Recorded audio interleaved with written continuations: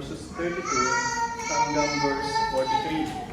Acts chapter 9, verses 32 hanggang verse 43. At ito po yung sinasabi ng salita ng Panginoon. Babasahin ko po sa ESV, masundan niyo po sa screen.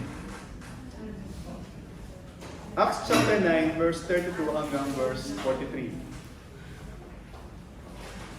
Now as Peter went here and there among them all, he came down also to the saints who lived at Lydda. There he found a man named Aeneas, bedridden for 8 years, who was paralyzed. And Peter said to him, Aeneas, Jesus Christ heals you. Rise and make your bed. And immediately he rose. And all the residents of Lydda and Sharon saw him, and they turned to the Lord. Now, there was in Joppa a disciple named Tabitha, which translated means Dorcas. She was full of good works and acts of charity. In those days, she became ill and died. And when they had washed her, they laid her in the upper room. Since Lydda was near Joppa, the disciples, hearing that Peter was there, sent 2 men to him, urging him, Please come to us without delay. So Peter rose and went with them, and when he arrived, they took him to the upper room. All the widows stood beside him, weeping and showing tunics and other garments that Dorcas made while she was with them. But Peter put them all outside and knelt down and prayed, and turning to the body, he said, Tabitha, arise. And she opened her eyes, and when she saw Peter, she sat up, and he gave her his hands and raised her up.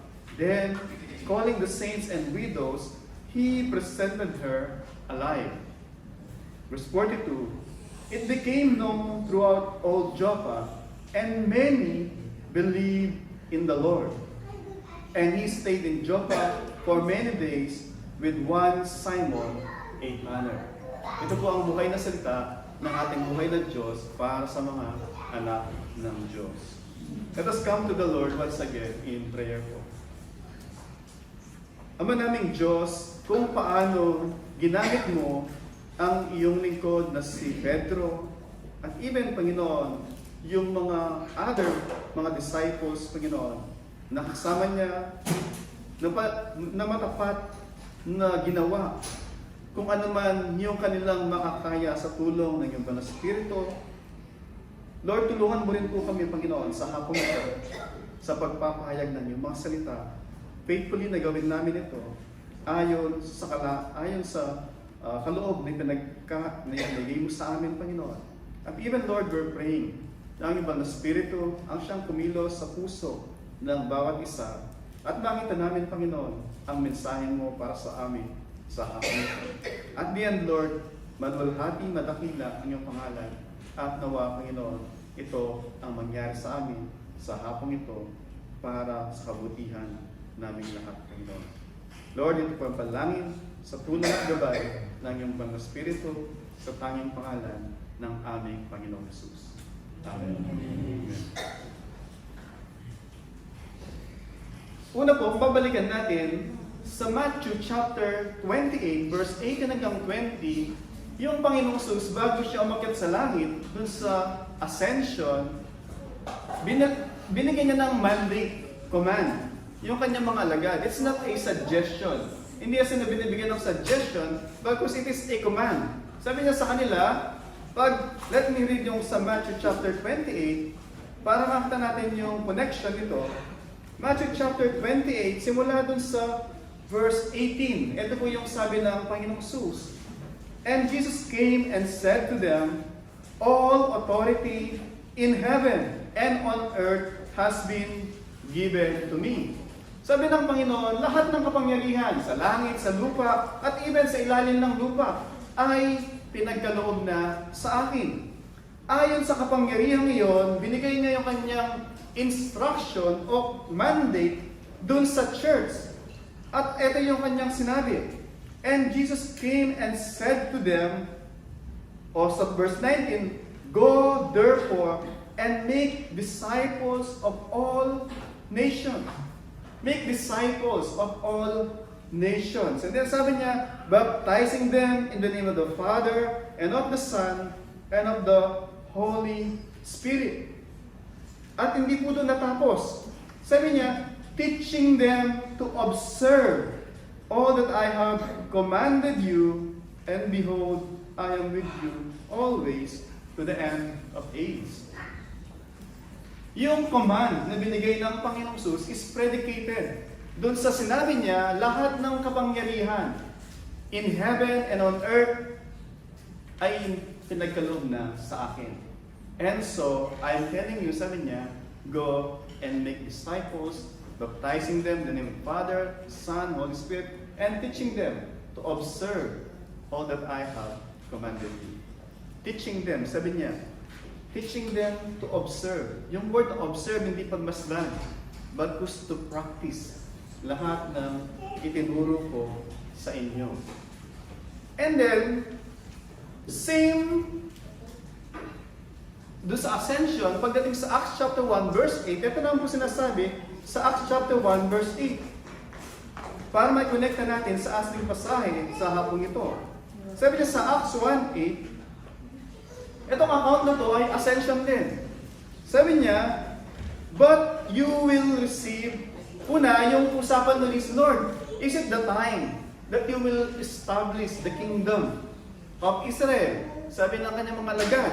To which, sabi niya, hindi niya na business ito. Whether this is the time or not, but sabi niya, sinabi sa verse 8, but you will receive power when the Holy Spirit has come upon you. Sabi niya, you will receive power. Kailan po mangyayari yun? When the Holy Spirit has come upon you. And then, sabi niya, when the Holy Spirit has come upon you, then you will be my witnesses in Jerusalem, Judea, Samaria, and to the remotest part of the earth. Makita natin po yung progression ng evangelism mission nila. O tinatawag na the Great Commission. It will start from Jerusalem, it will go out to Judea, Samaria, and then to the Gentile nation. At nakita po natin ngayon, ayon sa pangako na yun ng Diyos sa kanila, at even sa mandate niya, yung sa ating text, sabi po niya, now, yung now doon, makita na nagtapos tayo nung last week, na si Pedro ay bumalik sa Tarsus. Dahil nagnanais na patayin siya dun sa Jerusalem. Yung supposed to be dati na persecutor ng church na si Saul, nung sa road sa Damascus, by God's grace, kinatagpo siya ng Panginoon. Tanda natin, hindi niya hinahanap ang Panginoon para maging tagapagligtas niya. Hinahanap niya, tinutugis niya yung mga mananampalataya to persecute them. And even to force them to blaspheme para may dahilan siya in putting them to death. Not only in prison. But then, nung kinilo siya ng Panginoon, naging Kristiyano siya, ngayon, yung persecutor ay isang proclaimer ng gospel. And now the persecutor is being persecuted. Yung kanyang mga kaibigan dati, ito na yung mga enemy niya ngayon. Yung mga pinipersecute niya dati, ito na ngayon yung kanyang mga kapatid. At makita natin na dati, doon nung si Felipe, nandun siya, di ba na pinipersecute sila sa Judea, sa Jerusalem, na-disperse sila. And then sabi doon, si Felipe at yung mga iba pa, they were on their way doon sa Samaria. At maraming nanampalataya doon sa Samaria.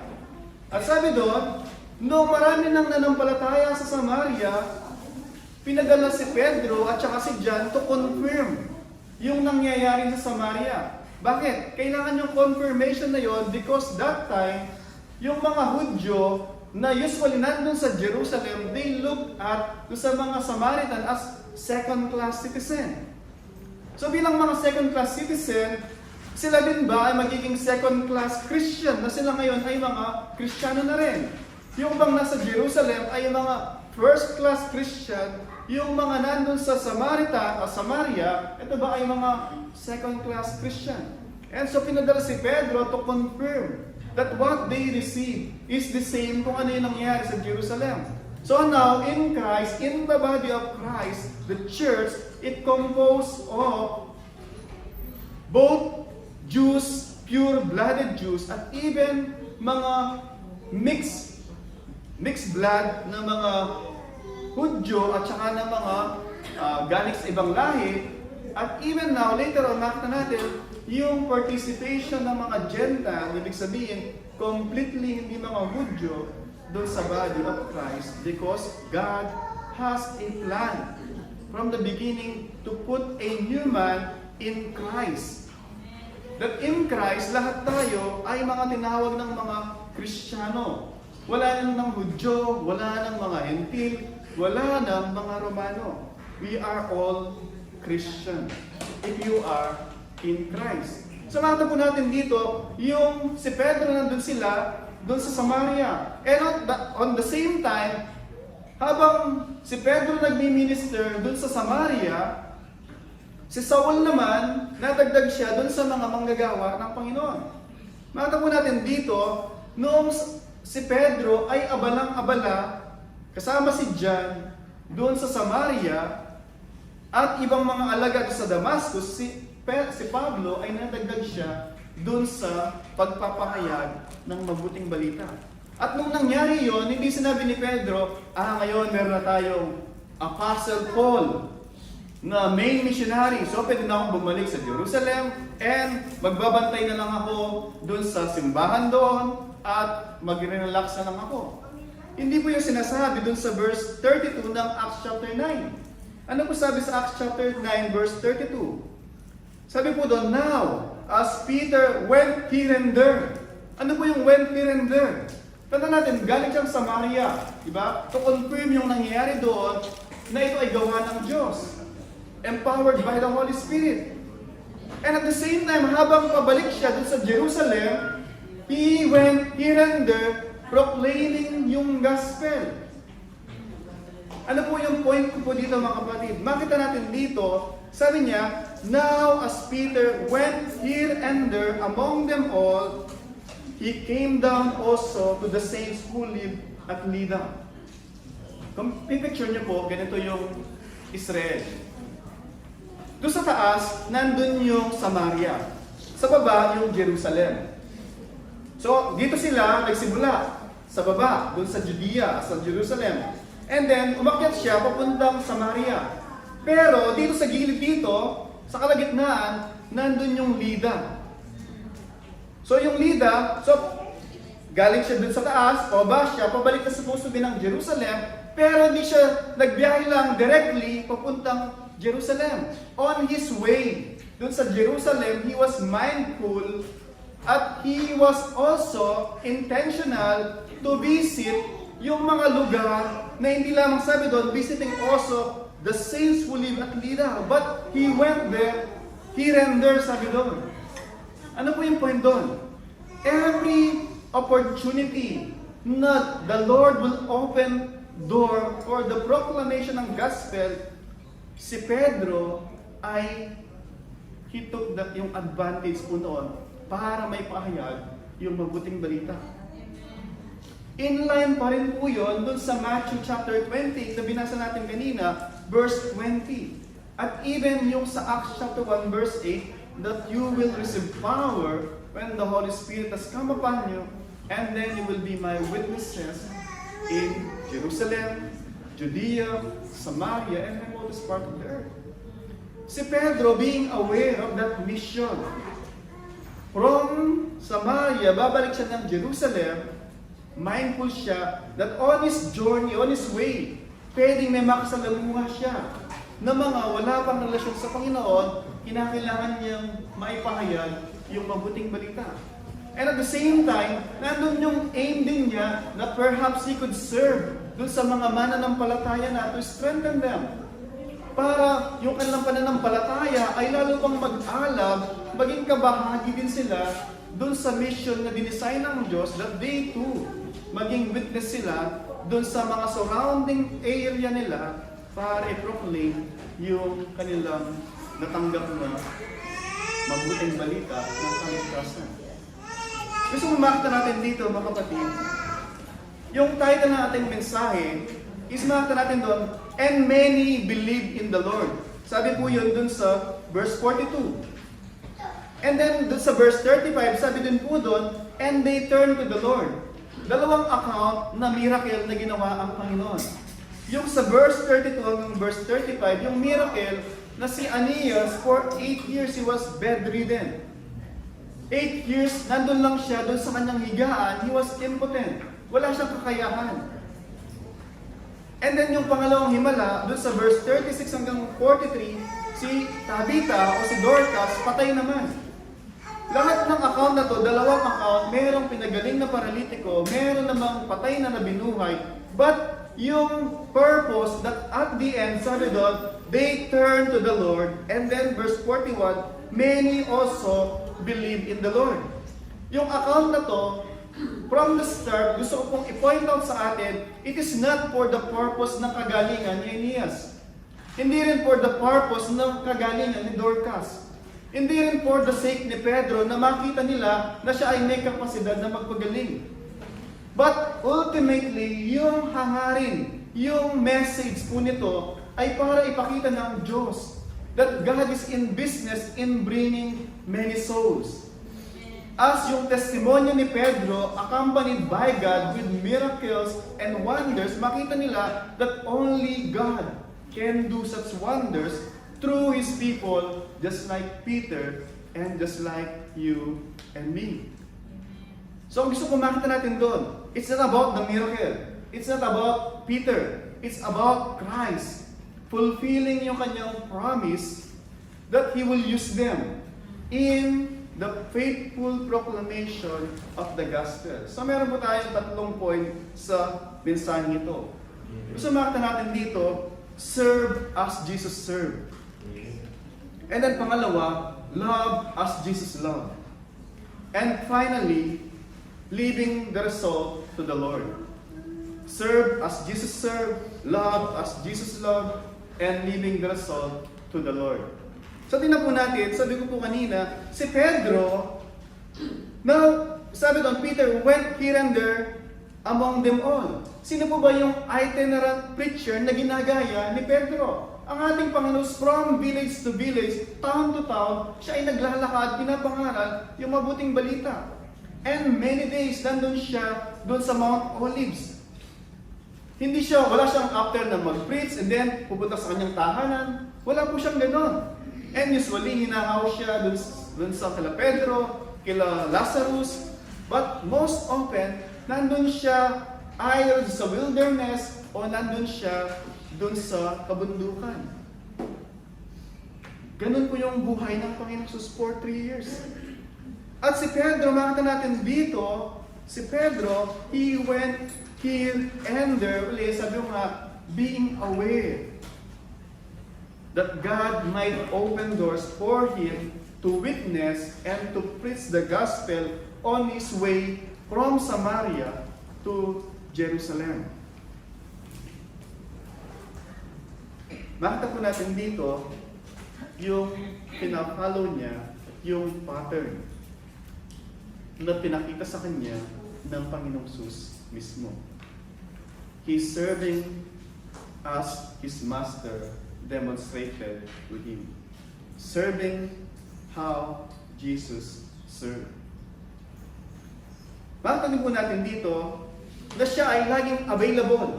Diba? Nandun sa Jerusalem, pinatawag sila, papuntang Samaria, he was available, readily available, pumunta sila doon. And then, this time na pauwi siya, he made himself available then for the possibility na makapag-minister doon sa mga saint. Makita natin dito, doon sa mga mananampalataya na. Nandun yung eye niya, both sa mga mananampalataya at doon sa mga unbelievers din. He is not focused lang sa mga believer. Sabi niya, he went here and there among them all. And he came down also sabi doon, to the saints. Nandun sa mga unbeliever and dun sa mga saint. Mga kapatid, yun po yung pinakita ng Panginoon kay Pedro. Yun ang dinemonstrate ng Panginoon kay Pedro at yun din ang ginawa ni Pedro. At yun din exactly yung nire-remind sa atin ng Panginoong Jesus in our witnessing. Na hindi tayo dapat wala tayong prejudice. Hindi tayo namimili lang ng mga, ay ito mukhang maayos magbihis to, ay ito mukhang maayos yung buhok nito, ay ito naka-miniskirt, labas yung puso, hindi dapat share dito. Huwag po tayong namimili ng ayon sa kasuotan. Huwag tayong namimili ayon sa ayos ng buhok. Minsan iba-ibang kulay ng buhok, but then wala sa kulay ng buhok. Nandun sa puso yung so mga kapatid, even actually, makita natin dito, yung bansahe ngayon, pagsasabayin ko yung verse 32 hanggang verse 35, at saka yung verse 36, at saka verse 43. Dahil similar sila na account. Yung isa pinagaling, yung sa binuhay.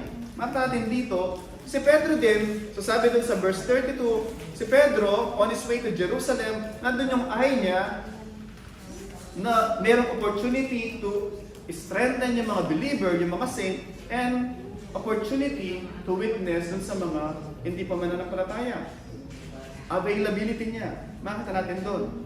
And even, makita natin doon, yung kanyang, sabi doon, di ba sa verse 35, marami yung mga nananampalataya. However, pagdating sa verse 36, sabi doon, now there was in Joppa a disciples named Tabitha, which means, when translated, means Dorcas.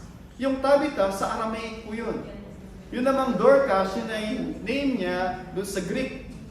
Which means, ibig sabihin, both sa Aramaic tsaka sa Greek is gazelle. Ibig sabihin, parang antelope. Yung graceful na mga hayop.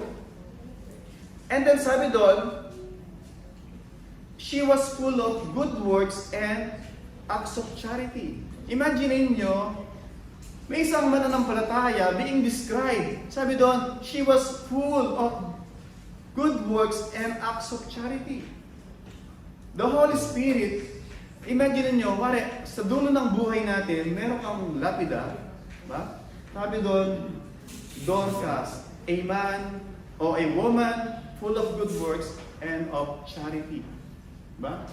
Hindi siya yung nagsulat noon. Binigay sa kanya yon ng Holy Spirit na description of who she was. Kung sino siya. Hindi niya, ito yung gusto kong ilagay nyo na description sa akin. Makita po natin, ano po yung kwento doon? The Holy Spirit recognized yung kanyang service doon sa mga saint. Na here we are na 2,000 years na nakalipas, still pinag-usapan pa natin siya, wala siyang kaalam-alam. Diba? Why? Because the Lord honored yung kanyang ginagawa, yung kanyang ginawa para sa Panginoon, para doon sa mga saint na kasama niya during sa kanyang lifetime. And sabi niya, in those days she became ill and died. Yung kanina, paralitiko, ito naman, in those days she became ill and died, and they went and washed her, they laid her in the upper room. And then sabi doon sa verse 38, mag-jump ako doon, sabi doon, since Lydda was near Joppa, sabi kanina, di ba, Samaria, Jerusalem, sa baba, and then nandito yung Lydda, dito naman yung Joppa. And then later on, sa Caesarea naman, nandun, pagdating sa next week, si Pastor Dong sa Acts chapter 10, si Cornelius naman. So nandun sa Lydda ngayon, pupunta ng Joppa, and then later, kay Cornelius sa Caesarea naman, pupunta si Pedro. Makita niyo yung strategy na ginagawa ng Diyos, hindi alam niya ni Pedro. But Peter, being a faithful servant, he simply followed kung saan may opportunity to serve the gospel and to minister to sa mga saint. And the Lord is directing his journey para sa faithful na ma-fulfill yung pinangako ng Diyos na mangyayari as they faithfully proclaim yung mabuting balita. So ano pong ginawa doon? Sabi doon, so nag-request sila. Sabi doon sa verse 38, since Lydda was near Joppa, the disciples, hearing that Peter was there, sent 2 men to him, urging him, please come to us without delay. Tandaan po natin, gusto ko makita niyo yung picture. Nandito siya sa Lydda, at sabi doon, ang daming mga nagiging mga believer. Ang point doon is, yung kanyang ministry dito ay nagko-prosper, nananagana, nag-successful. All of a sudden, merong isang mananampalataya na namatay, and then, sinasabihan siya, please, without any delay, come to us. Kung minsan tayo, bilang mga tao, sabihin natin is, busy ako ngayon dito eh. Pwede bang iba na lang padala doon? Pwede bang yung isang kapatid na lang dito na walang gaanong ginagawa, ang padala dyan? Kasi okay pwede ako dito eh. Kasi importante ako dito ngayon. Yun minsan, yung mentality po natin mga kapatid. Na para sa atin, nandun yung prejudice. Yung prejudice na, sino ba yung mga nandun? Later on sabi doon, mga widows. Mga widows, yung mga nandun, ito namatay, ano ba magagawa? Patay na yan. Ba? Hindi na sinabi ni Pedro. Pero uli, sabi ko nga, oftentimes, may tayo maging biktima ng sarili nating makipot yung paningin natin, hindi focus, but makipot, makikip, na sa tingin natin is tayo nagdi-describe na hindi, malaking church to eh, maliit na church lang yan eh, dito lang muna ako. O, ano ba yung magagawa dyan? Pwede naman gawin ng isang simpleng, pobreng mga manampalataya. Bakit ko iiwan yung napakalaking gawain dito na nananagana? Si Pedro, hindi po yun yung kanyang pinakita. Naalala ko tuloy, noong ang Panginoong Sus, naglalakbay siya papuntang Jerusalem, dumaan siya purposely doon sa Samaria. For what purpose? Usually, yung mga Hudyo, never silang dadaan ng Samaria. Para sa kanila, suklam-suklam yung mga Samaritan at even yung Samaria. Ayaw nilang tumapak sa lupa ng Samaria. Pero ang Panginoong Sus, purposely dumaan siya doon sa Samaria at huminto pa siya. Saan siya huminto? Doon sa mayroong balon. Ano ba yung balon? Balon, ibig sabihin, nandun usually yung mga kababaihan para sumalok ng tubig. Pumunta siya sa lugar na iniiwasan ng karamihan ng mga kagaya niya, makalahi niya, pero siya, purposely pumunta siya doon at huminto siya at nung may babae na sasalok ng tubig, siya pa yung nagsalita. Pwede mo bang bigyan ng tubig? Surprise yung babae. Sabi niya, sabi ng Samaritan, how is it that you being a Jew ay humingi ka ng tubig sa akin? Ano po yung surprising doon? Surprise yung babae dahil para sa mga Hudyo, especially sa mga teacher, yung mga Samaritan, hindi lamang sila second class citizen. Bago sila ay parang mga aso. They are dogs. They are not worthy even na share ng salita ng Panginoon. But then ano po yung point ko sinasabi ko mga kapatid? Ang Panginoong Jesus, very important yung kanyang oras. Very important yung kanyang oras. Most of the time, dinudumog siya ng maraming tao. Lack of sleep. But then, pumunta siya doon sa balon for a single Samaritan woman na pang-5 na o pang-7 na yung kasama niya dahil hindi siya masatisfied doon sa mga nakasama niya, mga asawa niya from one to another. And then sabi ng Panginoong Jesus, yung kasama mo ngayon, tama, hindi mo asawa yan. Pero yun yung kinatagpo, binigyan ng oras ng Panginoon nakatagpuin. Ganon po yung paglingkod ng Panginoong Jesus. And here we are, mga kapatid, di ba? Hindi tayo mga lawyer, hindi tayo mga doktor, hindi tayo abogado, hindi tayo artista. And yet, tayo yung beneficiary ng kabutihan ng Panginoon, even to hear yung salita ng Panginoon for our instruction, for our edification, and even perhaps for our salvation. Hindi namimili ang Diyos. Pinag-usapan natin kanina, God elected. Di ba? But then, praise God, nakita natin dito, yung pamimili ng Diyos ay hindi nakabase dun sa performance na ginawa natin o gagawin natin. God's electing grace o yung pagpili niya sa atin, nakabase siya completely and 100% dun sa kanyang generosity. Ano mang lahi ka, ano mang estado mo sa buhay, ano man yung pinagdaanan mo na in the past. Alam niya lahat yun. And yet, God is calling us. Minit niya yung Samaritan woman. And same thing din po dito, babalik tayo. Si Pedro, very busy siya. But then, sabi doon, verse 39, Peter rose and went with them. Hindi siya nagsabi na, but I am busy here. But you are only small church. Hindi po, ganoon lang kapatid. Sabi niya, Peter rose and went with them. And when he arrived, they took him to the upper room. All the widows stood beside him, weeping and showing the tunics and other garments that Dorcas made while she was with them. Ano po yung mga nandoon sa lugar kanina? Mga widows.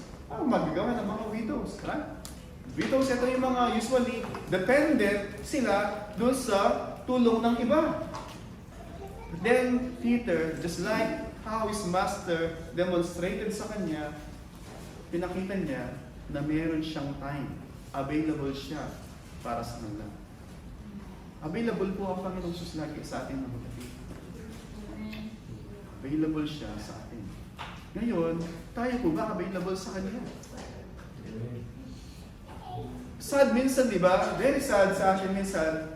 Lagi natin sinasabi, wala akong time sa Bible study, wala akong time sa mga bagay para sa Diyos. Pero Netflix, ilang oras na, ay hindi ko minto. Minsan, yung hello, abot na dun sa mag-12 o'clock na, busy pa rin tayo, hindi pa natapos. And yet, wala tayong time para sa mga bagay na para sa Diyos.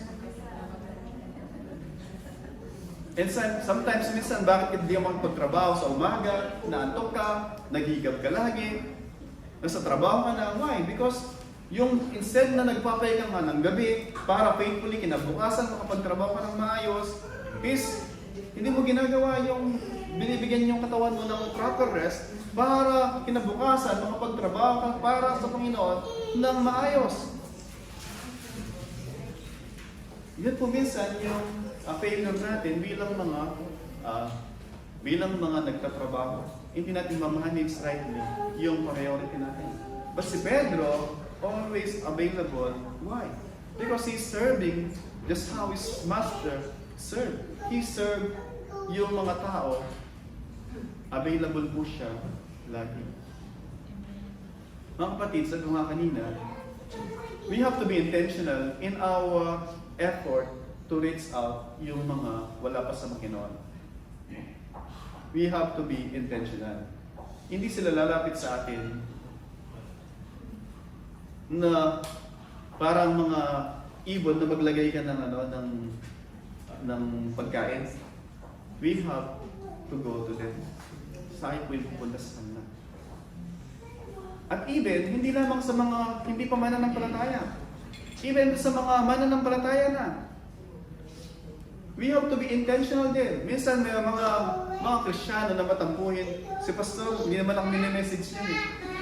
Diba? Si pastor, may pinipili lang mini-message niya. Hindi nga ako mini-message. Hindi nga ako kilala pangalan niya eh. Hindi nga alam number ko niyan eh. Hindi po nagbibigay ng excuse na dapat kinumusta lahat, anumang trabaho mo, anumang estado mo sa buhay. Pero minsan tayo minsan na mag-effort. Pastor, kumusta po kayo? Diba? O Brad, sis, kumusta ka? Hindi lang puro tayo tampo ng tampo, di ba? Tayo minsan na makumusta sa mga kapatid natin. Sis, kumusta ka? And then huwag tayo makontento na, ito po, mabuti naman. Be specific. Mabuti po, yung anak ko, ito sila ngayon. Ito yung... Be specific minsan, di ba? Yan lang, kahapon dun sa conference, sabi na, minsan marami daw mga miyembro sa church na mahilig magbigay ng yung pagpupuri na flattery. Para after the preaching, ay pastor, praise God sa preaching mo. Ang ganda. Yun lagi sinasabi, Pastor, ang ganda. Sabi niya is, mga flattery usually yun.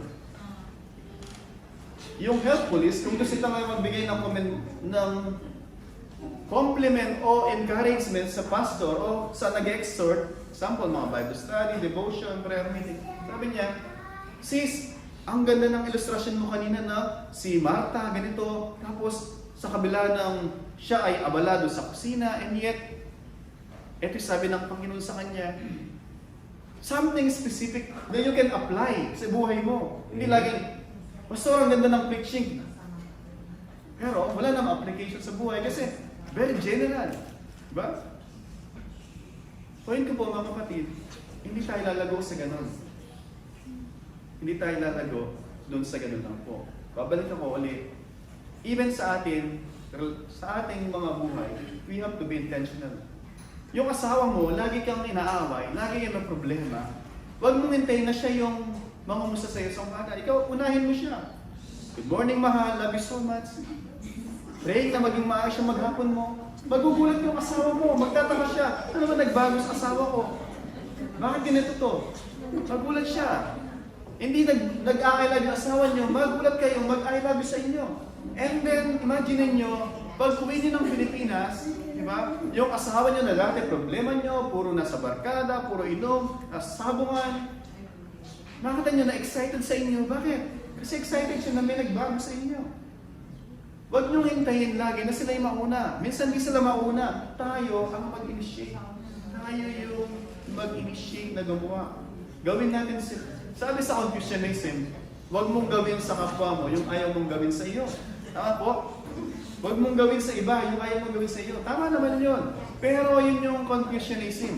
Passive. Wala kang gagawin. Ayaw mong gawin ka ng masama. Huwag kang gumawa ng masama. Wala kang lang gagawin.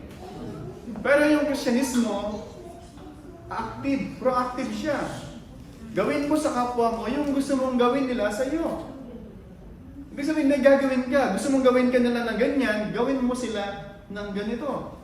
Gusto mong mahalin ka nila, ipakita mo, paramdam mo na mahal mo sila. Gusto mong i-message ka nila, i-message mo muna si brother, si sister, si pastor, para mag-reply si pastor, si brother, si sister sa iyo. Diba?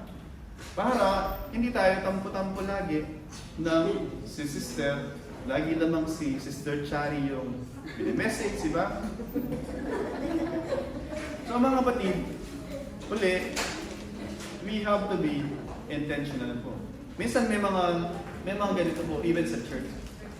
Bakit si pastor, like in-invite lang na mag-member sa church, si ganito, bago lang yun, pero ako never akong kinausap. Diba? And then pagka ganun po, kayo na mag-next pastor, gusto ko na pong mag-member sa church, please kausapin niyo po ako.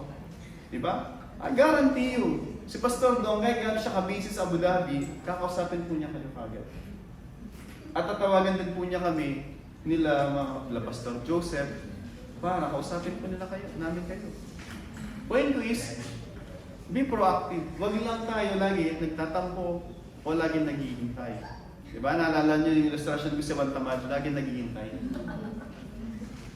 Pero, natuyo na yung bunga, nalaglag din naman nung tuyo na. Diba? Pag tuyo na, parang naglag. Serve kung paano nag-serve yung Panginoong Jesus. Without prejudice, always available siya. At nandun lagi, yung intentional siya sa kanyang pag-serve. Di siya namimili. Widow ka, busy siya, and yet, he always spend time. Lagi po namin sinasabi, busy po talaga kami. Busy tayo lahat. Pero, kung hindi natin bibigyan ng oras, wala pong ibang tao na magbibigay ng oras. Okay po? So, uli, serve as Jesus served. Without prejudice, wala tayong tinitingnan sa mga estado sa buhay, and always we make time para sa lahat ng klase ng tao. Sa mga mananampalataya, at even sa mga wala pa sa Panginoong Jesus. Okay po? So mamaya, pag nandun tayo sa MOE, diba? Huwag yung tingnan kung ano yung suot. Minsan, of course, merong maayos manamit, di ba? Pero, minsan, kahit gano'n siya kaayos manamit, hindi nakabase doon whether siya ay tutugon dun sa mabuting balita. Diba? O in quiz, huwag po tayo maging partial. Ayon sa kasuotan, ayon sa itsura. Diba? Minsan maraming hearing, di ba? Yung hearing minsan hanggang dito, di ba? Pero hindi nakabase doon, di ba? Ay, wala pala. Pero, makita nyo, hindi nakabase doon sa hearing, di ba? Pag pinapakita lang na yung puso niya, ganoon din kalaki, di ba? So then, sabi dito, sabi ko nila, love as Jesus loved. Mata si Pedro, hindi lamang siya nag-serve kung paano nag-serve ang Panginoong Jesus. Always available and without prejudice. But then pinakita din niya kung paano nagmahal ang Panginoong Jesus. Ang Panginoong Jesus, maraming beses, hindi niya pinagaling lahat ng may mga sakit. Una, gusto kong i-note yun hindi lahat ng mga patay binuhay ng Panginoong Jesus. Hindi lahat ng mga may sakit pinagaling din niya. In fact, babasahin natin sa Mark chapter 5 verse 41.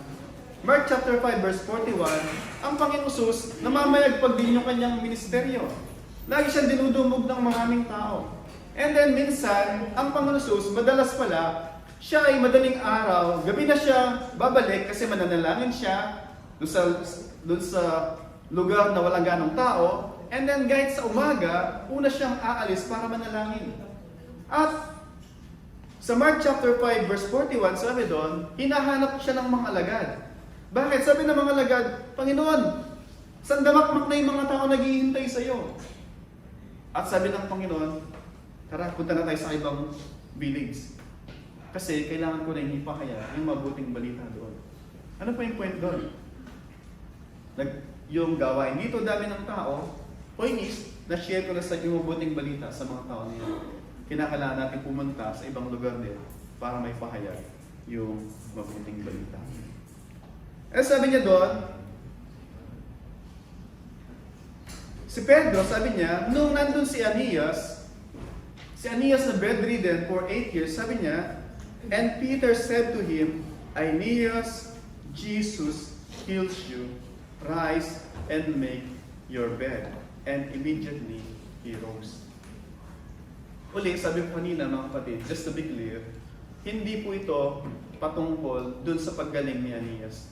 Hindi rin ito patungkol na si Pedro may kakayahan magpagaling.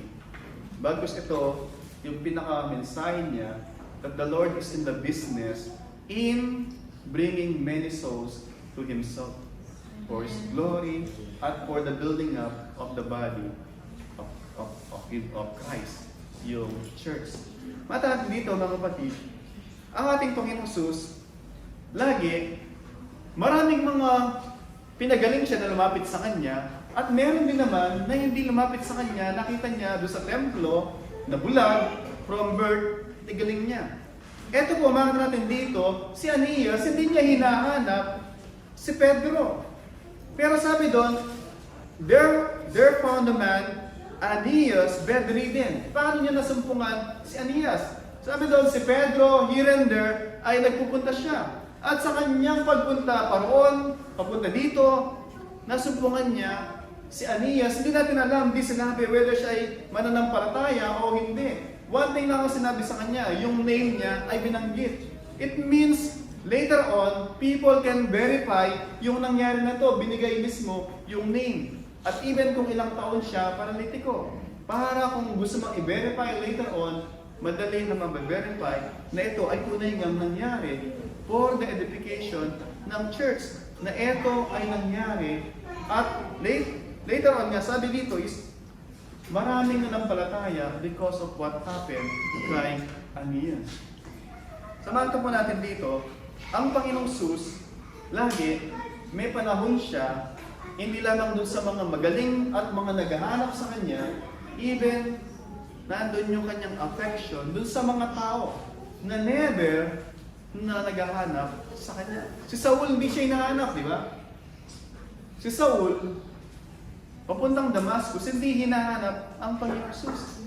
And yet, because of dun sa sovereign grace, sa grasya ng Panginoon, siya po ay niligtas ng Panginoon. Same thing po si Aeneas. paano siya nasumpungan ni Pedro? Sabi ko kanina, because si Pedro ay nag-ministeryo, siya ay gumagawa. At sa kanyang paggawa, pinakita sa kanya ng Diyos yung isang tao para maging exhibit ng pag-ibig ng Diyos sa kanya. May pakita sa tao, sa mga tao, yung pag-ibig ng Diyos, even sa isang lumpo na walang kapasidad, anything to offer sa Panginoon. Gusto ko ipakita dito mga kapatid, si Aeneas, wala siyang may offer sa Panginoon. Wala siyang kayamanan. Nandun siya bedridden. Wala siyang may offer sa Panginoon.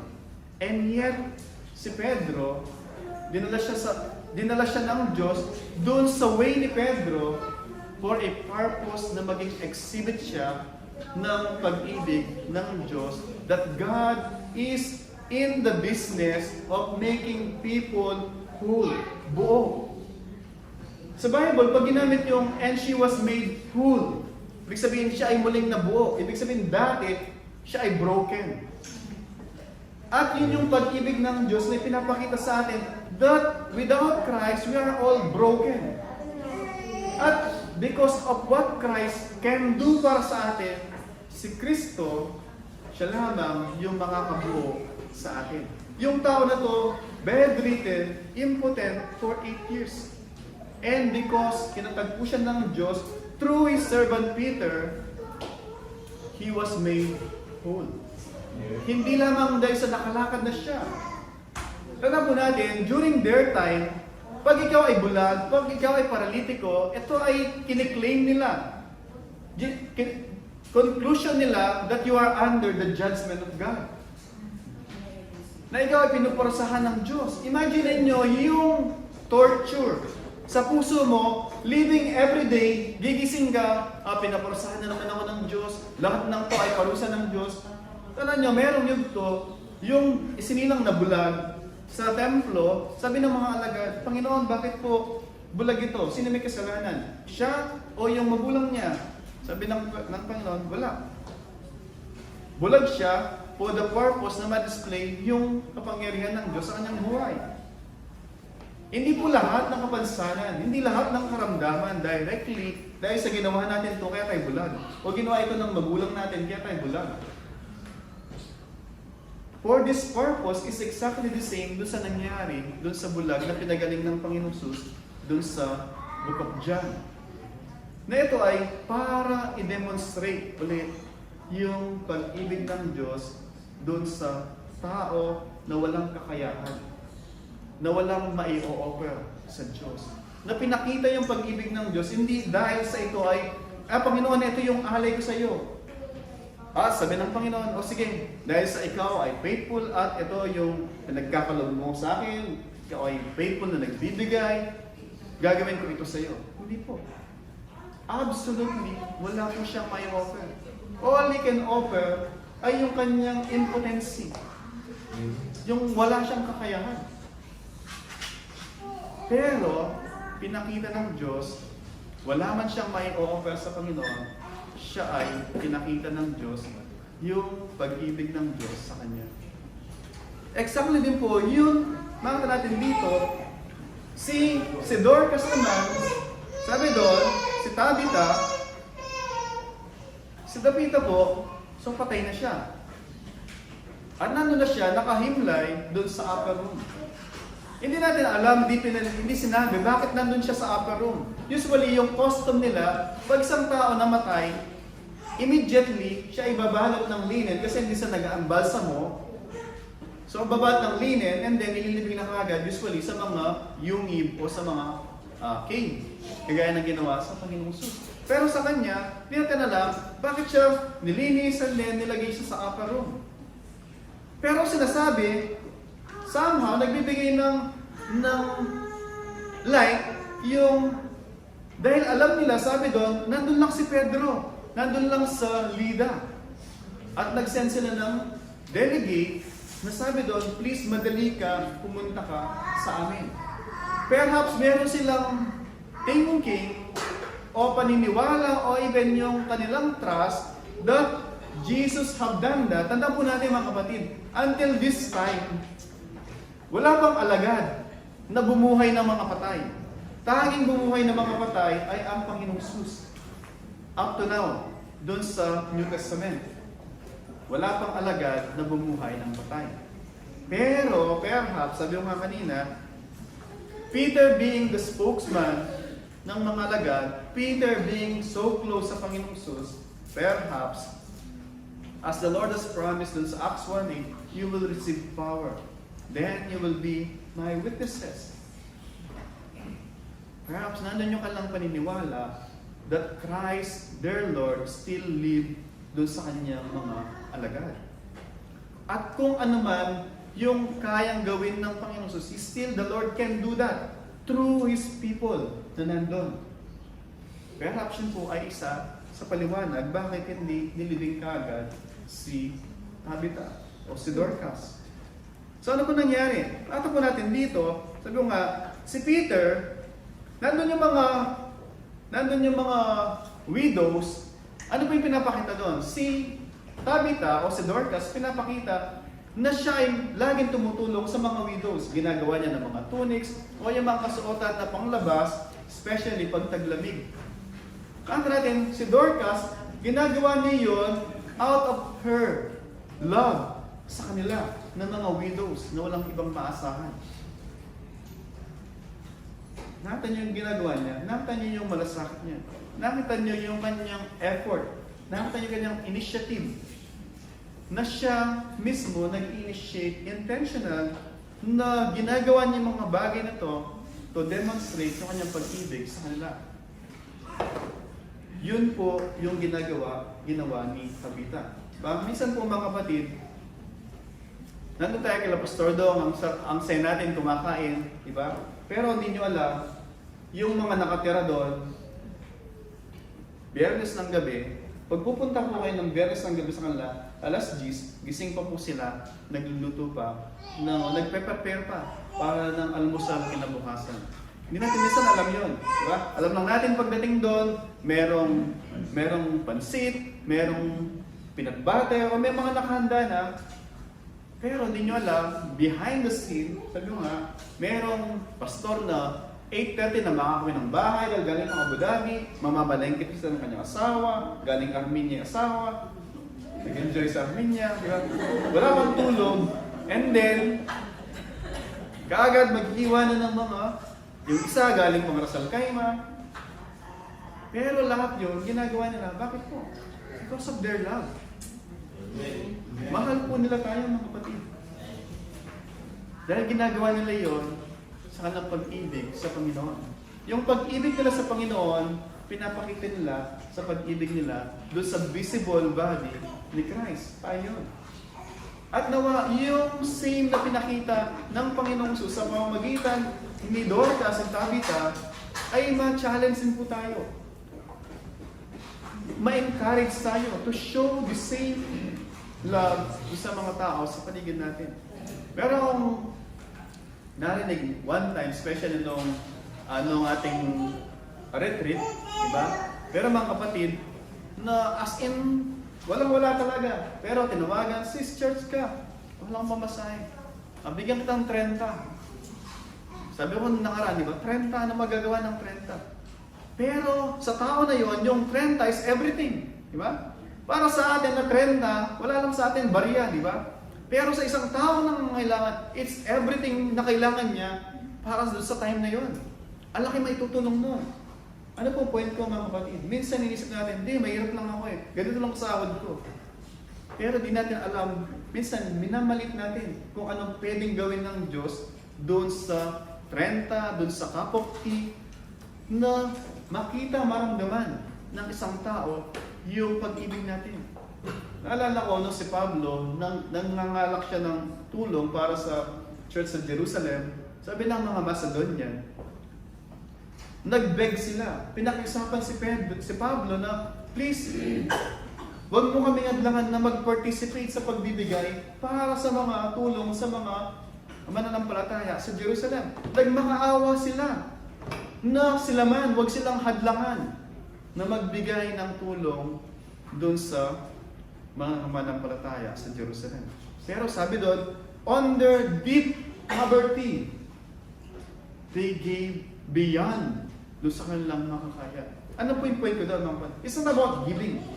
But giving kung kapos ka, giving kung eto lang yung meron ka, and yet nakapagbibigay ka joyfully, it's just a proof na ang tingin mo, God can sustain, God can supply yung need mo, and perhaps yung ibang tao na walang-wala ay mas higit na nangangailangan ka sa'yo. Hindi tayo consumer. Na gusto lang natin is, maraming tao ngayon, puro consumer, di ba? All you want is kung ano yung makukuha natin. And so minsan, meron tayong mindset na, hindi, mas nangangailangan ako doon. To the point na minsan, bulag tayo doon sa daming pagpapala ng Diyos sa atin. Bulag tayo doon sa makita natin na merong mas sigit na nangangailangan sa atin. Hindi dahil sa actually nangangailangan sila, but actually minsan ang ginagawa ng Panginoon, God is making an opportunity para sa atin to demonstrate, to show yung pag-ibig natin sa Diyos through that kapatid na nangangailangan on that time. But later on, iaahaw ng Diyos yun, and then siya mismo makakatulong doon sa mga higit na nangangailangan na mga darating pa. But then gagawin niya yun. Bakit? Once upon a time na pinakita mo, ginamit ka ng Diyos, ipakita yung love sa tao na to, doon sa kanyang time na nandun siya sa kanyang pagsubok, nandun sa deepest part ng kanyang buhay. Pero di siya mananatili doon. Because one day, the Lord Himself, iahawan siya. Bakit? Na-serve na yung purpose, pinakita ng Diyos sa kanya that God is alive. That God's people, merong pag-ibig na buhay pa rin. And then, na-serve na yung purpose, nakita niya, wala na siya doon. But then, isa na siya ngayon doon sa mga kasangkapanan din ng Panginoon, na ngayon meron ng another pair of hands ang Panginoon because meron ng another na naka-experience ng pag-ibig ng Diyos sa magitan ng simpleng tao, simpleng gesture na pinakita natin sa Kanya. Uli po mga kapatid, ano po yung point ko doon?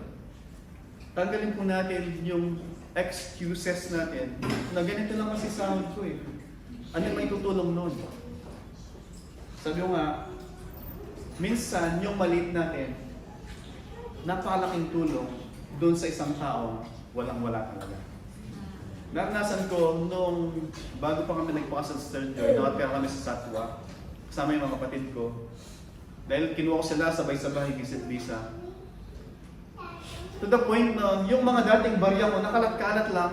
To the point na pag may nakita akong 1 dirham, nagbabas pa ako noon at nung time na yon, di ko alam kung nilalaglag lang doon sa merong coin box na pagsasakay ka, 1 dirham, nalagay mo lang, wala pang noll card noon. To the point na binabaligtad ko yung lahat ng mga pwedeng baligtarin para makakita ko ng coin. At pag may nakita akong 1 dirham, tuwang-tuwa ako dahil walang-wala talaga ako. Point is, 1 dirham para sa isang tao na walang-wala. It's everything para sa kanya. Nakatawid lang at least, meron siyang ma-drop lang dun sa bus para makapasok sa trabaho. Pero kinagabihan, may sahod na siya, meron siyang pera. Pero parang makapunta siya doon, kailangan niya ng 1 dirham. Diba? Nakita yung point ko mga kapatid.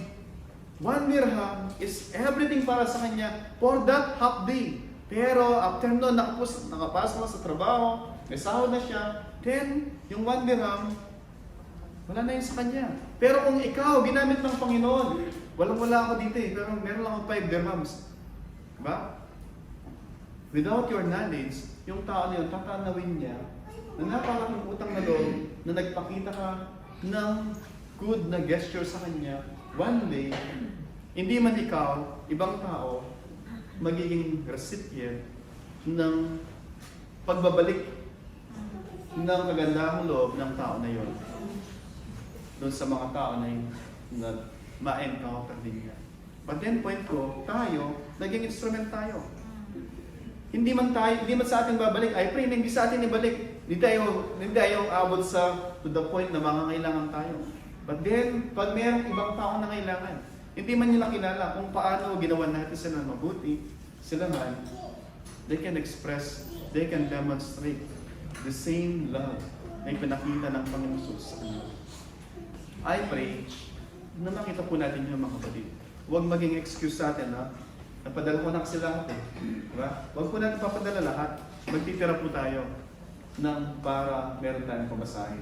O para meron din tayong mapagkain. Diba? Huwag po natin na, okay sila lahat doon, may ulcer naman tayo dito dahil hindi tayo makakain. Diba? Marami po mga ganun na.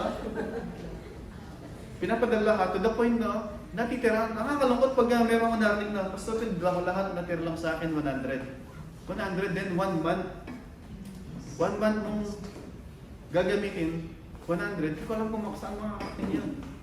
Diba? So point ko mga kapatid, educate din natin sila. Na hindi, pag nangailangan tayo dito, ay meron kang lampara na kukusitin, meron lalabas na wala po. Doon, marami sila doon. Magtutulong-tulong sila doon. Kaya dito, usually, mag-isa ka, minsan mahihayin ka pa, di ba? Gusto mag-church, di ka nag-church kasi nahiya ka magsabi na wala kang pamasahe, magpasundo, di ba? Kasi nahiya ka magsabi, di ba? Kasi pinagdala mo lahat. Point ko po mga kapatid, educate din po sa atin sila. However, saying that, nakita natin dito, si Pedro, sabi doon, nakita po natin dito, but Peter, sabi sa verse 40, but Peter put them all outside, knelt down and prayed. Siya po ay, kanina, sabi doon, Aeneas, Jesus Christ is healing you. Makita natin doon, it's not about Peter na may kapangyarihan. It is Christ. And even this time, he prayed. Hindi niya sinabi na, Tabitha, rise. Sinabi niya yun, but after kneeling down, recognizing na wala siyang power. Wala siyang kakayahan sa kanyang sarili. Yung power niya ay nagmumula kay Kristo. But then pinakakuhan siya ng power, sabi doon sa Acts 1:8. At nandun na. All he has to do is to experience and to practice, exercise yung reality that God is with him. And trusting that God will lead him. Sabi doon, makita natin dito, ito yung first time, sabi mo nga, na may apostol na nakabuhay uli ng isang patay. It's not because sa kanyang sariling kapangyarihan, but so that the power of God might be displayed through him. Hindi siya parangalan, but para yung kapangyarihan ng Diyos ay maihayag sa pamamagitan niya. Uli, sa pamamagitan po niya. Hindi mula sa kanya yung kapangyarihan.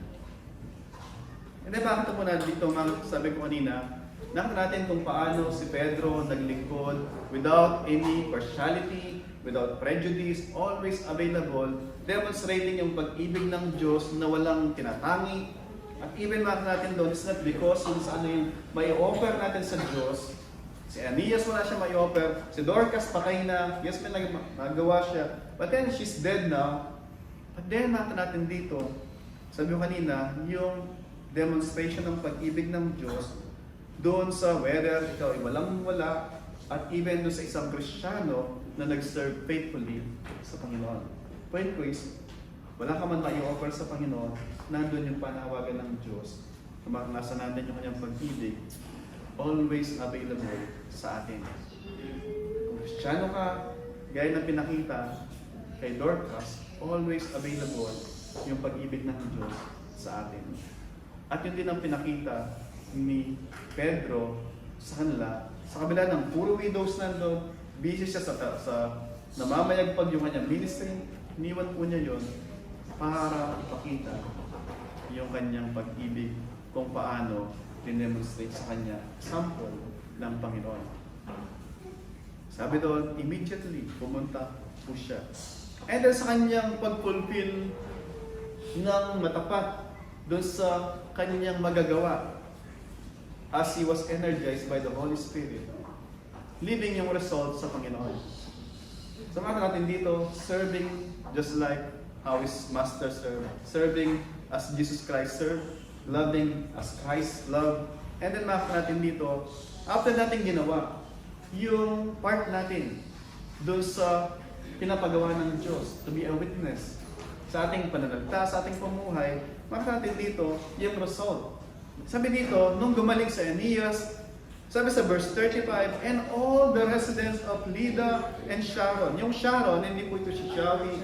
Yung sabi ko kanina, di ba? Yung sa taas, Samaria, sa baba, Judea, Jerusalem, di ba? And then dito yung Lydda, nandito yung Joppa. In between, yung plain o yung desert, yung tinatawag na Sharon. So, ibig sabihin, plain, yung desert place. Sabi doon, so nakikita, sabi doon, all the residents of Lydda and Sharon saw him. Sino yung him? Hindi si Pedro. Yung si Aeneas. And sabi doon, mga kapatid, ano yung naging resulta? And they turned to the Lord. Ano yung nakita po nila doon? The power of God at work through His servant, Peter. Pinangako po yun ng Panginoong Sus. Sabi sa high priestly prayer ng Panginoong Sus sa John chapter 17, sabi niya, Father, I pray, not only for them, but also those who will believe on account of their testimony. Panalangin ng Panginoong Sus, sabi niya, Father, do not take them out of the world. They are in the world, but they are not of the world. But Father, I pray that you will preserve them. But I pray not only for them. I pray also for those who will believe because of their testimony. So nangako ang Panginoong Sus na sa pagpapahayag ng kanyang mga alagad, there will be a people na sila man ay mananampalataya as they faithfully share yung mabuting balita. Pinangako po yun ng Panginoon. At nakita natin dito, si Pedro, ginamit siya ng Panginoon, at sabi doon, and they turned to the Lord. Bakit po? Sabi ko kanina, nakita nila na buhay si Kristo sa pamamagitan ng kanyang mga alagad. Buhay si Kristo sa pamamagitan ng kanyang mga alagad. Hindi po nanatiling patay si Kristo. However, kahit na nasa langit na si Kristo ay buhay pa rin sa kanyang mga alagad. Yun din po exactly ang nangyari kay Tabitha. Ano sa Tabitha, siya ay binuhay, nabuhay siya muli, na-open niya kanyang mga mata, and then nakita niya si Pedro. Sabi doon, nakita niya si Pedro, umupo siya, sinamahan si Pedro. Ibig sabihin, kilala niya si Pedro. Wala pa pong television dati, wala pong Facebook, wala pa pong mga social media. Pinapakita na si Pedro ay o kilala siya ni Tabitha, si Pedro. Ibig sabihin, there could be, whether nung nakangara siya kasama ang Panginoong Sus, or during sa kanyang, sabi doon, di ba, he went here and there, perhaps nakapag-minister na dati, doon sa lugar nila Dorcas, as he intentionally na ginawa yung mga bagay na magagawa niya habang nandun siya sa Lydda, sa Joppa, para makapag-ministeryo doon sa mga mananampalataya doon sa area na yun. And sabi doon, he gave his hands and raised her up, then calling the saints. Nakita niyo po dito, sabi doon, calling the saints. Gusto ko lang po ipaliwanag dito na yung saint, ito po yung mga mananampalataya. Hindi po ito yung mga kinanonize dun sa Vatican. At usually sa Vatican, kinakaya mo munang mamatay, and then pagpatay ka na, may tatlong himala ka na dapat gawin, and then ikaw ay ikakanonize. Muna, i-ano ka na, may mga process na gagawin sila, but then yung pangatlo, yun nga, ikakanonize ka, and then de-declare ka as saint. Pero naging saint sila pagpatay na. Pero yung Bible po, yung mga nakipag-isa kay Kristo, nanampalataya kay Kristo, sila ay tinatawag na mga saints. Kung kayo po ay mananampalataya kay Kristo, pwede po sabihin sa katabi nyo, saint, then isdugtong nyo yung pangalan niya.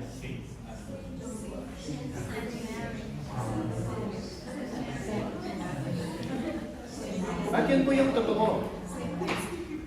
So sabihin niyo po ulit, sa katabi niyo, sa kanan siya sa kaliwa, saint.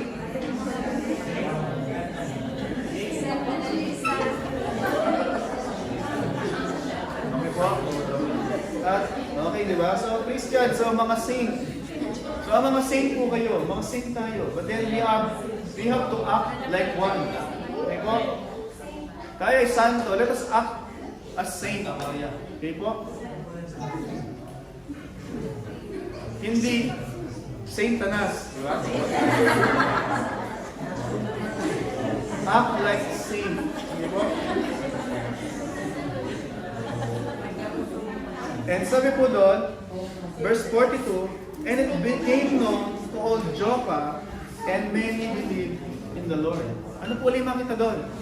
Sabi doon, as people again observe yung visible manifestation na buhay si Kristo sa buhay ng mga alagad, ng mga mananampalataya to the saints, then sabi doon, many people believe. No wonder, sabi ng Panginoon Jesus, let your light shine before men that they may see your good works and glorify your Father who is in heaven. Ano po point doon? Kung tayo ay mga saint, sinabi kanina ng katabi nyo, saint, di ba? Dapat po makita ng mga tao, pagkausap tayo, na tayo nga ay isang santo at santa. Ibig sabihin, hindi mga sinless, bagkus buhay si Kristo sa atin. Pag tinignan tayo, tayo ay nakikitaan na si Kristo ay buhay sa atin. Let me read passage sa inyo na totoo po yung sinasabi na yon. Sabi po sa 1 Corinthians chapter 3 verse 16. Let me just read dalawang passage po. Kung Kristiyano po kayo, ma-remind po kayo of who you are before the Lord. Verse 16 ng 1 Corinthians chapter 3. Ito po yung sabi ng salita ng Panginoon. Do you not know? Sabi niya, hindi niyo ba alam? Perhaps marami sa kanila, hindi nila alam, di ba? Otherwise, sabi na, hindi niyo ba alam? Sabi niya, hindi niyo ba alam? Sabi niya, that you are the temple of God and God's Spirit dwells in you. So ngayon, kung hindi niyo alam, sabi niya, you should know this truth. At hindi po siya nagtapos doon. Pagdating sa chapter 6 verse 19, ito po ulit sinabi niya. Or do you not know that your body is a temple of the Holy Spirit? Ano po sinasabi niya? Dalawang beses niya inulit, chapter 3:16, chapter 6:19. Hindi niyo ba alam na yung inyong katawan ay templo ng Banal na Espiritu? Ano po yung picture ng temple, ng kapatid? Yung picture ng temple dati, doon sa Jerusalem, yung templo, ito yung lugar na nandun yung Diyos at sila ay lalapit para mag-commune sa Diyos. Temple is a meeting place between God and men and women. At ngayon sinasabi, tayo ay mga templo ng Diyos. So when people look at us, they can see, they can meet the Lord at sila na nandun. Parang, imagine nyo, di ba? Kahit saan ka pumunta, may mosque, di ba? Imagine nyo, pag nandun sa MOE, yung mga tao nandun sila, pwede silang makapag-commune sa Diyos kasi nakita nila tayo. Sa lugar na to, nararamdaman ko yung presensya ng Diyos. Bakit? Kasi merong temple doon. Merong temple, saan man sila pumunta kasi dala-dala natin yung katawan ni Kristo na nananahan sa atin, yung Holy Spirit. Saan man tayo pumunta, we are representing yung Diyos na buhay na sumasa atin. So ngayon, pag magsasalita tayo, di ba? Ingat tayo ngayon. Mari, kausap mo, asawa mo, di ba? Tanga-tanga naman to. Kausap mo yung kamananampalataya mo, di ba? O yung minsan, ang dali natin magano, di ba? Mari, kausap mo yung kapatid, di ba? Minsan, Sister Annalisa, ganun pagsalita, tanga naman to. Lagi niya sinasabihan Sister Abigail eh. Point ko mga kapatid, maingat tayo ngayon na magsalita, di ba? Kasi imagine mo, templo ng Holy Spirit, sabi mo tanga-tanga, di ba? You will reveal, may reverence na ngayon, di ba? Kausap mo yung kapwa mananampalataya mo, nandun yung honor, nandun yung kapitagan, nandun yung careful ka sa mga sasabihin mo. Kasi templo ng Holy Spirit yan, pinarchationing ng Diyos through the blood of Christ. Imagine mo, namatay si Kristo para sa tao na yon, tapos sabihin mo ng ganyan. Ingat po tayo, mga kapatid. Kasi minsan, imagine nyo, nandun kayo sa mall example, nag-usap kayo, at kung the way kayo mag-usap, ganun yung pananalita, paano nyo ma-encourage yung mga tao sa paligid na same-same yung language nyo, same-same lang, paano na makikita yung templo ng Diyos, di ba? Hindi lang sa panalita, even sa ating gesture. Nandun yung, sabi nga, minsan, sabi ni Pablo, the temple of, sabi niya, sa mga Hudyo, babasahin niyo Romans, the name of Christ is blasphemed because of you, sabi niya. It's sad na sabi doon na, dahil sa inyo, yung pangalan ng Diyos ay nakakaladkad doon sa putikan dahil sa inyo. Kung tayo po ay mga Kristyano, I pray na makita natin, una, sa ating mga pamumuhay, sa ating pag-serve, even sa ating pag-ibig, makita si Kristo na buhay sa ating mga puso. Para yung mga testimony ng buhay natin ay magdodraw ng mga tao, especially wala pa sa Panginoon, that they too, sabi nila, may nagbago sa iyo eh. Something na may nagbago sa iyo, sabi niya. Tapos sabi niya, dati, ito yung dating mga ginagawa mo eh. Actually, dati, lahat na lang ng ano mo, merong, hindi lang topic eh, di ba? Merong kasunod yun eh, di ba? Naalala ko yung binan ko dati talaga, magulat lang, merong pangit na salita sa dulo eh. Pero nung nag-Kristiyano siya, nag-born again siya, then, lagi siyang maingat. Pag manghapas siya, nagugulat siya kagad, parang natutama ng kidlat kagad. Di na sabihin, praise the Lord, sabihin na niya ngayon. So hindi na ngayon yung bad word siya kanyang sinasabi. Diba? Ano ba mga kapatid? Hindi lamang sa mga pananalita. Bagkus kung paano tayo umakto before men na makita nila na yung Diyos ay binago tayo. At yung Diyos na bumago sa atin, meron ding kapangyarihan na baguhin sila. Uli po, ulitin ko po yun. Yung mga tao sa paligid natin, makikita nila na yung Diyos ay may kapangyarihan na baguhin tayo. Kasi nakikita nila yung kapangyarihan ng Diyos na binago tayo. At sila man, magkaroon sila ng awareness na kung tayo posible na baguhin ng Diyos, posible din na baguhin sila ng Diyos. Diba? Napakasarap na, diba? Binago ka ng Diyos, gusto ko rin na mangyari sa akin yung ginawa sa iyo. And sabi doon, many people came to the Lord. Many people believe sa ating Panginoon Jesus.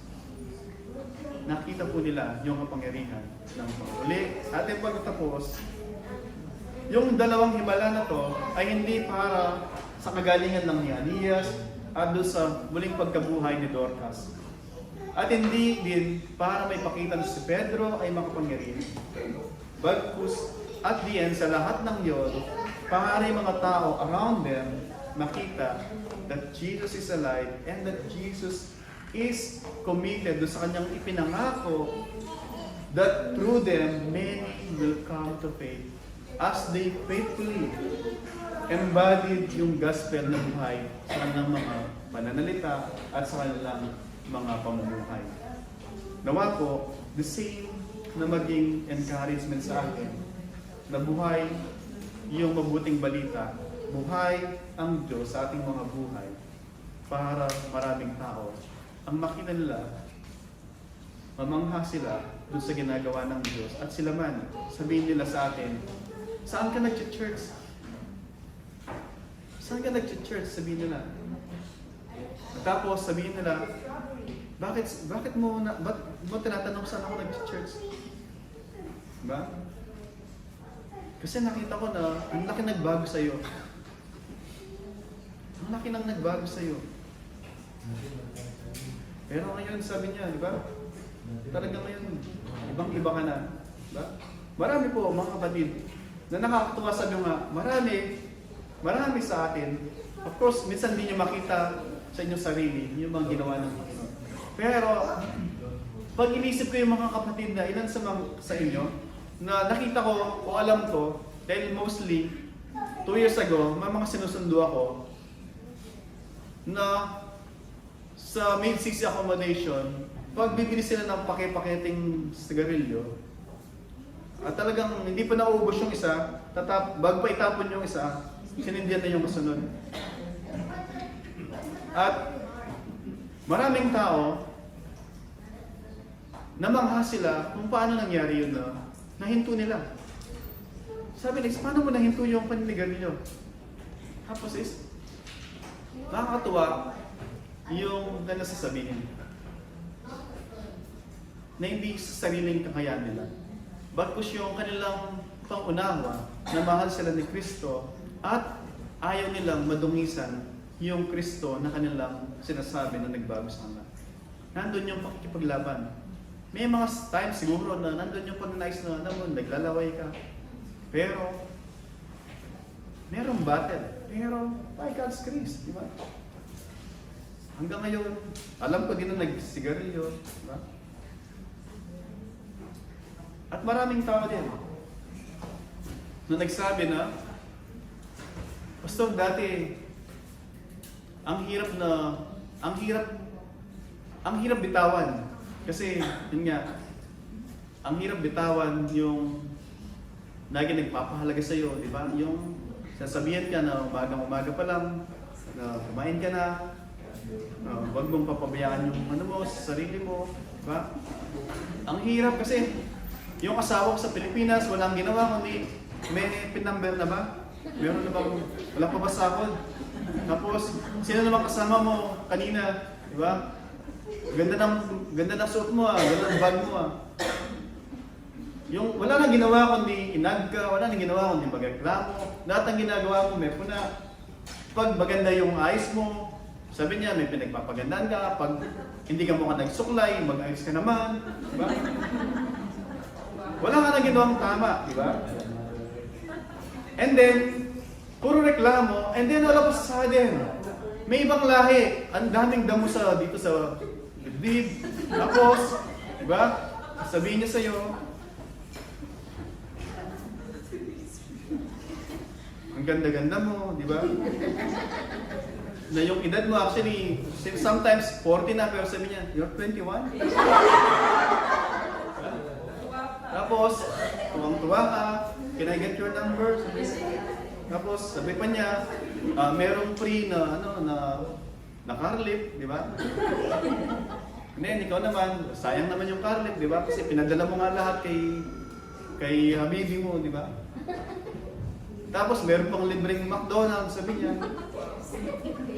Pero above sa lahat ng yon, minsan hindi sa material, hindi sa balahibo sa dibdib, minsan yung pinag-cherish ka. Diba? Na yung asawa mo walang ginawa, di magreklamo, pero siya umaga pa lang, diba? Ang ganda na message sa'yo, diba? Tapos pinapollow pa lahat ng mga pinopost mo, diba? Lahat may like, may heart, diba? Kaya po, minsan yun po yung isa sa mga dahilan bakit po madali tayo mag-fall sa mga ganon. Diba? Kasi, kaya po, sabi ko kanina mga kapatid, yung mga asawa natin na hindi sila Christian, hindi natin sila kayang baguhin. Hindi natin, kahit anong i-demand mo, hindi mo sila kayang baguhin. But Christ can change them. Sabi ko kanina uli, be intentional. Kaya mag-initiate. Hindi sila mahilig mag-I love you. Message sila. Magtataka sila for sure. Magtataka sila. Pero, so be it. Magtaka sila. Lagi, huwag kayong magsawa. Sendan nyo sila ng mga message. Isang verse ng Bible, no? And then, trusting. Nakasangkapanan kayo ng Panginoon. But, you must be consistent. Yung sa sinesend nyo, at saka yung ginagawa nyo, dapat magkatugma. Dapat magkatugma.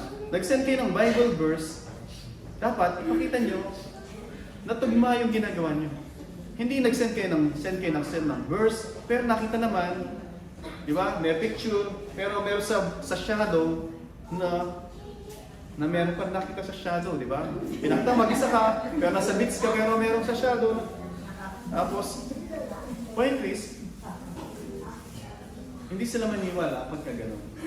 Hindi lang sila, bagkus ang Panginoon din mismo, alam niya yung ginagawa. Mga kapatid, let's all stand at tayo sama-sama.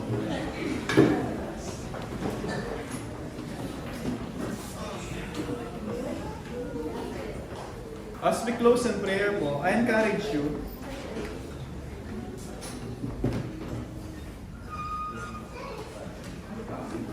let us examine po ating mga puso. Ano ba yung pang-usap ng Panginoon sa atin?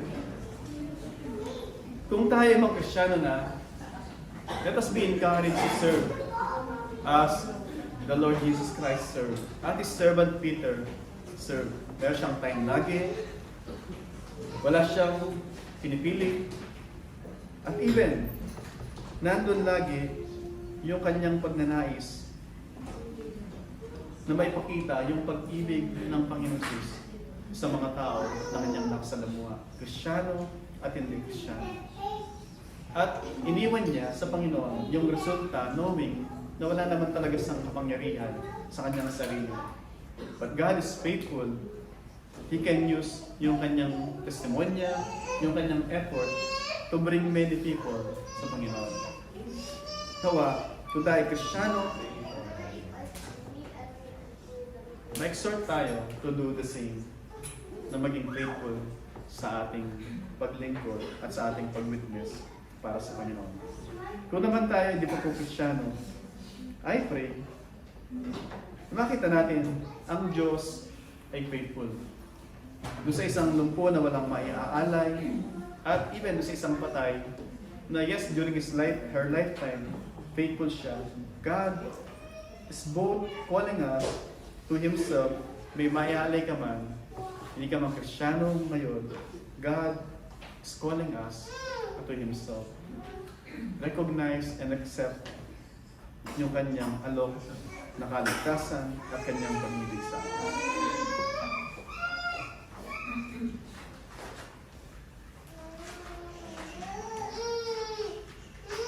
Let us come to the Lord habang tayo po ay mag-usap po tayo sa Panginoon and tell Him ano po yung nasa puso po natin.